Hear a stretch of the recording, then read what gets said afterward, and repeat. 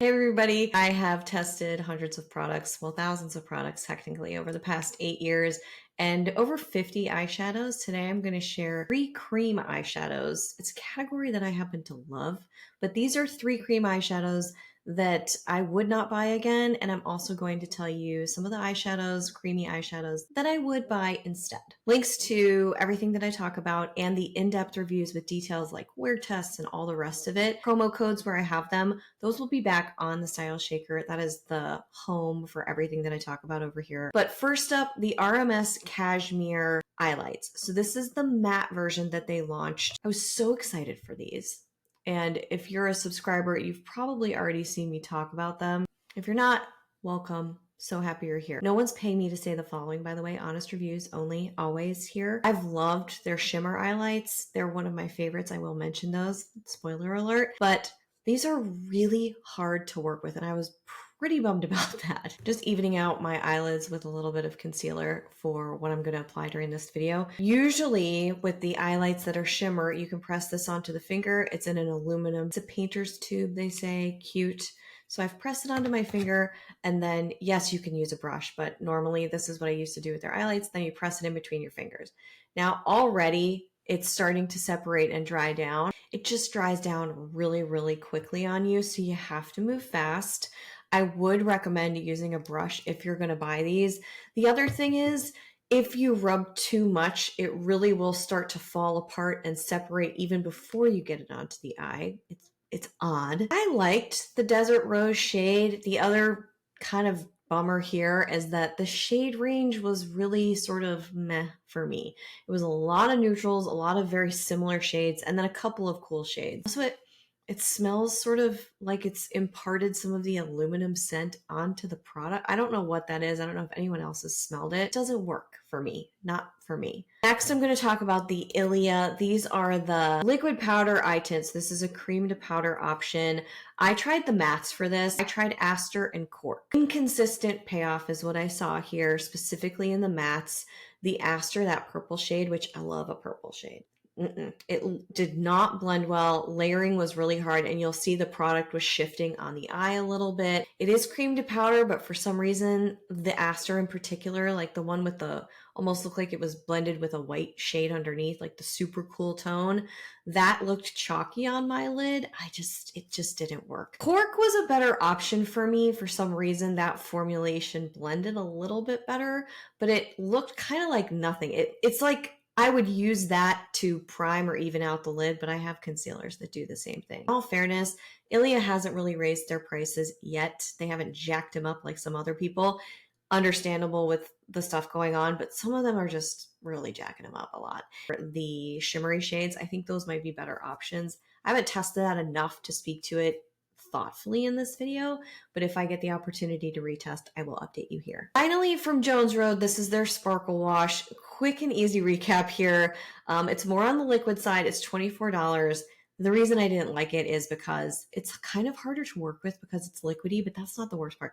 For me, it's the glitter. I knew what I was getting into here. You're looking at a glittery product with flecks and things like that. I don't like glitter, so I was sort of setting it up for failure a little bit. However, it was hard to layer. It was hard to kind of get on, and then the wear test was not great because I would see those little flecks of glitter on my face throughout the day. So those are the main reasons why I would not repurchase that personally. These are the products that I would buy instead. And they're all not perfect, by the way. They're all not my personal favorites, but if you're looking at cream shadows, then you should take a look at these. That's what I think after trying so many. If you do want to just see my favorites and beeline it to that, you can check them out. They're under Britt's picks back on the website. All my favorites all in one spot, and I haven't changed them in a while because I'm launching something new on the site soon. So this is from Gen C. This is their mixed media liquid matte eyeshadow. Oof, I really, really like this. I love the shade range. I like the payoff here.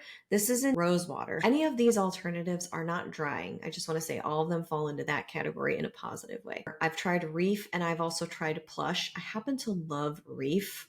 Who knew? It's peachy, it's coral, it's beautiful. They're one of the best matte options for me. There's no shimmer, there's no shine. They do have options that have shimmer and shine, but I'm just focusing on the mattes today. That was a very small amount, and you do see it show up. You can really build nicely here, and they wear very well. I just love this as a neutral shade. You don't have to use a brush either. Sometimes I find it easier to build. Can use your fingers as well. The one setback here would be that for some reason these containers dry out quickly for me, quicker than I would like. They're not super fast, but I wish maybe they were, I don't know, lined on the inside to last long. I don't know what it is, but I love them, so I want them to last for a very long time. So that's one of my first alternate options. The next would be the OG RMS Eyelights, what I mentioned earlier. So this was popular. This is why they came out with the matte, I would assume, because they received like tons of requests, including from me. Not that they have a direct line to me or care. These worked so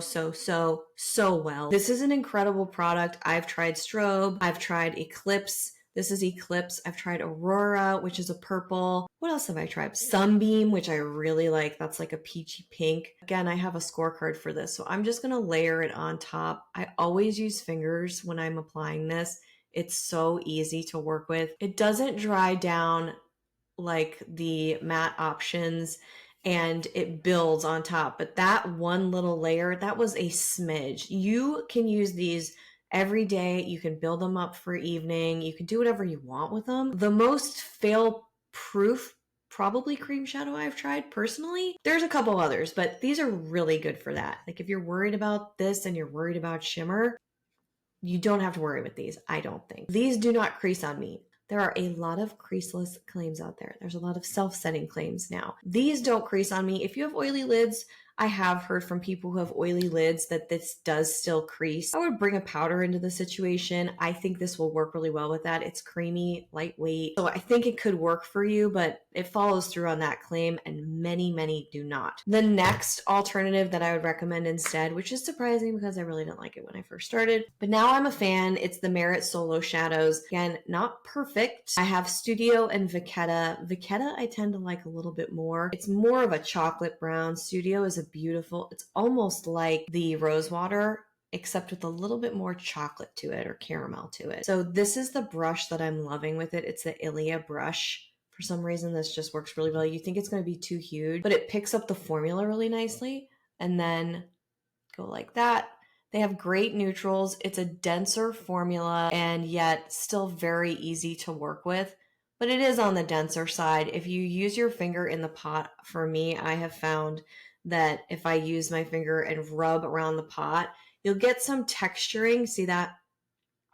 So you just want to go light and easy on the pot. You really can use your fingers, but just light touch, just light, easy does it. You know what I mean? I could keep building this forever. I could use a different brush and get a little bit more on it, but for the purposes of how I actually use these, I just love a quick wash of color, adds a little dimension, and it lasts for me. It really lasts so well. So I've really ended up loving the Merit option. Do I wish they weren't in plastic? Do I wish all of these weren't in plastic? Yes, RMS. That's why it hurts me to ding the Cashmere matte options, because they're the most sustainably packaged of the bunch, but we have the original eyelights to compensate for that. Makes me feel kind of better. I don't know. Honorable mention, I wasn't going to put these in here, but I really want to because I do use them quite a bit. These are the Jillian Dempsey lid tints. They're not going to be for everybody, I don't think. Namely because there's a cinnamon scent here that I think is going to turn people off. And if you're sensitive, this could potentially, I don't know, I'm not a doctor, but look at the ingredients list. What works for me might not work for you, vice versa. But these are so good. I was going to use the brush. It doesn't need the brush. So this is bronze. It has a shimmer to it. It's sort of like the in-between for all of it. Get quite a bit formula pickup on the finger, and then you have to be okay with that scent, but this adds a really nice wash of color on top of the eye. You can kind of see it. I already have brown there, but it also layers really well, which is what I wanted to get at. So say you put on I would actually probably do this before I would do a powder, or you could do a powder first and maybe you want a little bit more dimension to it, but you don't want high shine. This is not for like the high shine glam look. I'm obviously not that. Put this on top. Also, if like you can't get the shadow right, sometimes if I can't get it right, I will just press this on top and it does something, the combination does something really great. I like it. I don't know what it is, but I like it. I like the bronze shade for this, and I also really like the peach shade as well. Say I put on a brown eyeshadow and I really overdo it, or it just looks flat. This is what I would do. I'll just take the peach and press it on top. If your skin tolerates it, you can put this elsewhere on the face, so the peach could be a blush. I don't do that as often, but I love these. They're quick, they're easy, and I feel like they're one of those that's just been around for a reason. They're really good. They don't get a lot of traction. They don't get talked about as much, but that doesn't mean that they're not great options. Do share what your favorite cream eyeshadows are, the hits, and then I would love to know the misses. I think having that information is helpful for everybody. If you found this helpful, let me know by giving me a like. There's a hype option. Again, I'm still not 100%, I haven't researched that, but if you want to hype it, hype it. I'm not going to be mad about that. If you want to see other favorites in this category and beyond, or if you want to look at more eyeshadows, you can check out these videos. You can beeline it back to Britt's Picks. I'm going to go put this away and try out some more products. I'll be back here real soon. Thanks again for watching. Enjoy your cream shadow while you can. Layer it up. Have fun with it. That's the point, right? Bye.